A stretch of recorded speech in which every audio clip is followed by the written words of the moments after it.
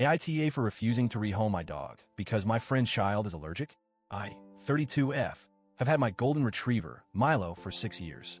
I got him during one of the hardest times of my life, when I was dealing with the loss of a parent and an unexpected breakup that left me completely alone in a city I had just moved to.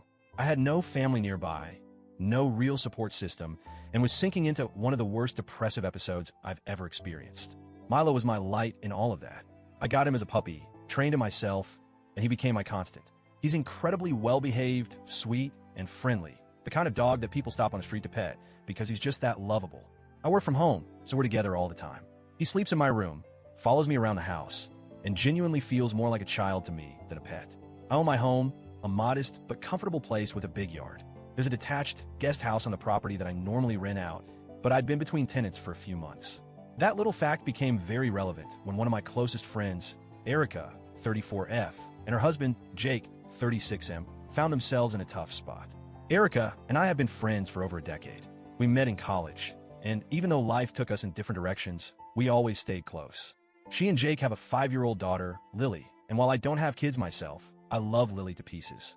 I've been around since she was born, and she even calls me Annie. A few months ago, Erica and Jake hit a financial crisis. Long story short, they had to leave their rental unexpectedly due to their landlord selling the property, and they were scrambling to find something affordable. With rent prices through the roof, they were struggling. They had a temporary option to stay with Jake's parents, but that was several hours away, and Erica didn't want to uproot Lily from her school if she could help it. Since I had the guest house sitting empty, I offered to let them stay there rent-free until they got back on their feet. I figured it was a win-win. They'd have a place to stay, Lily wouldn't have to change schools, and I wouldn't have to worry about finding new tenants right away. But before they moved in, I made one thing very clear. Milo is part of my household. He lives in a main house, but roams the shared yard. That's his home. I made sure Erica was okay with that before they moved in, and she assured me it wouldn't be a problem. Spoiler, it was a problem. The first week was fine. They settled in, and I honestly thought it was working out well. Then, one evening, Erica sat me down and told me there was an issue. Lily, she said, was allergic to dogs. This was news to me.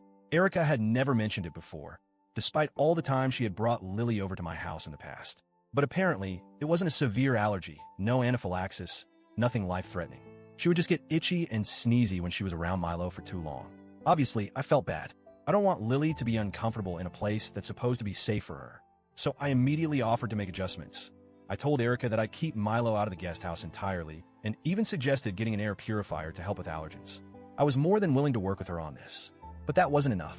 Erica told me that even having Milo in the yard was too much of a risk, and that I needed to rehome him entirely if I wanted them to stay. I actually laughed at first. Like, I genuinely thought she was joking. I said, "Wait, you're not serious, right?" She was.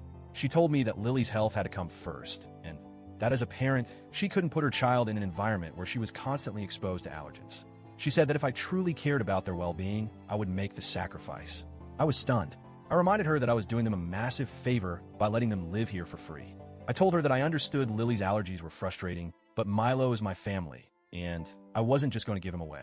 That's when she got emotional. She said I was choosing a dog over a child, and that if I had kids of my own, I'd understand how selfish I was being.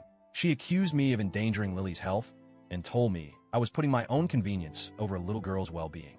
I won't lie, that stung. I started to doubt myself. Was I being selfish? Was I prioritizing my own comfort over a child's needs? But then I remembered, this was temporary. They weren't being forced to live here. They had other options.